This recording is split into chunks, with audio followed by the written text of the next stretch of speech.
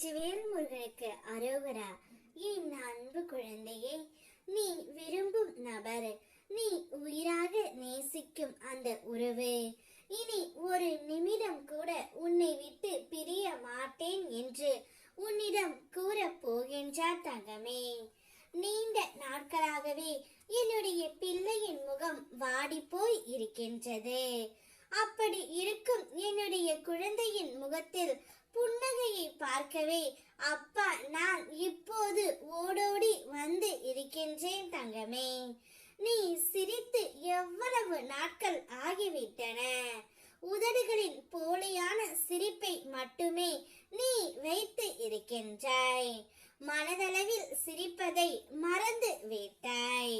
உறவுகளிடத்திலும் நட்புகளிடத்திலும் உறவு பாராட்டாமல் எதையோ இழந்தது போல தனிமை போதும் என்ற நிலையை இப்போது நீ உணர்ந்து இருக்கின்றாய். தன்னந்தனிமையில் நிர்கதியாய் நிற்கின்றாய் தங்கமே.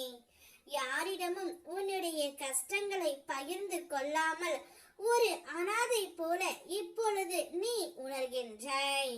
நான் என்னுடைய உறவுடன் சந்தோஷமாக வாழ்ந்து வந்தேன். இப்பொழுது எங்களுக்குள் பிரிவு ஏற்பட்டு விட்டது.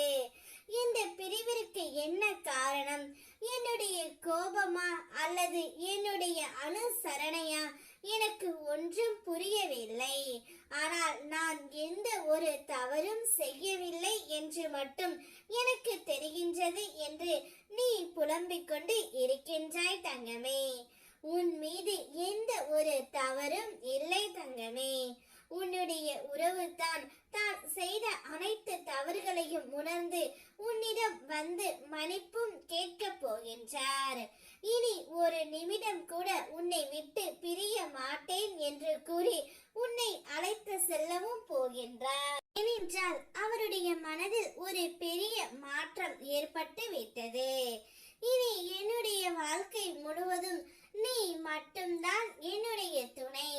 உன்னை விட்டு இனி நான் செல்லவும் மாட்டேன்.